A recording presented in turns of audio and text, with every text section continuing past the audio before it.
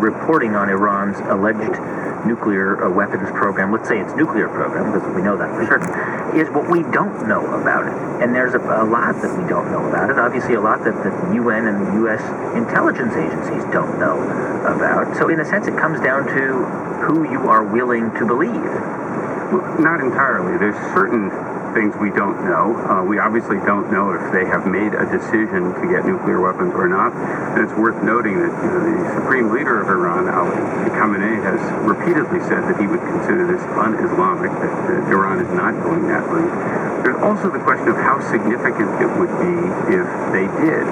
People who are opposing military action now would argue, even if Iran did get a nuclear weapon, it's not a very militarily powerful state. Israel itself has a sizable nuclear arsenal and could retaliate if it were attacked, so there's really no existential threat to Israel. And that's an issue that ought to be discussed at the same time we're talking about the question of what Iran may or may not be up to. Do you think at a certain point it becomes a self-fulfilling prophecy that the more you hear about the likelihood of an attack and the dangers of waiting, the more likely it becomes that an attack will happen?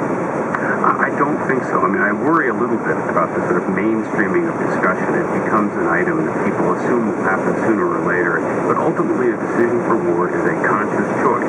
And remember, we are talking in this case about a preventive war, an unprovoked war. That's not a decision that you get driven to by articles and op-eds. Ultimately, leaders in question have to make that choice, and that means they always have the option of deciding to pursue a different course. That's Stephen Walt. He's a professor of international affairs at Harvard University's Kennedy School of Government. He also writes a column for Foreign Policy magazine. Stephen Walt, thanks. My pleasure. In a moment, Japan, year after the earthquake, and what explains an outbreak of twitches and seizures in several girls in the town of Leroy, New York. That's coming up here, All Things Considered, from NPR News.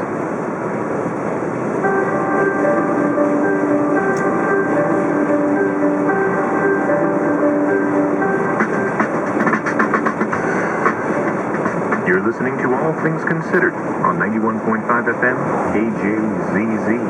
Coming up at 5 on KJZZ, it's a Prairie Home Companion with host Garrison Keeler. KJZZ is supported by Arizona Digestive Health. March is Colon Cancer Awareness Month. The majority of colon cancers can be prevented by early detection. More about colonoscopy at ArizonaDigestiveHealth.com.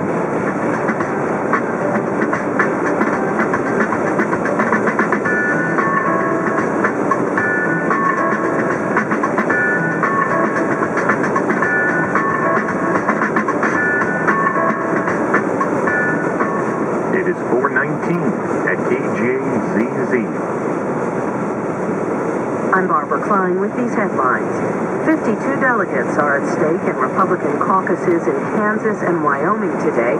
The Associated Press says based on a majority of precinct reports, Rick Santorum has handily won in Kansas. Earlier today, Mitt Romney won in Guam and the Northern Mariana Islands. Afghan officials say 5 Taliban fighters being held at the U.S. military prison at Guantanamo Bay have agreed to be transferred to the Gulf state of Qatar. The Obama administration is not confirming the deal. Israeli airstrikes have killed several Palestinian militants in the Gaza Strip. The attacks come as rockets are fired from Gaza into southern Israel. I'm Barbara Klein, NPR News in Washington.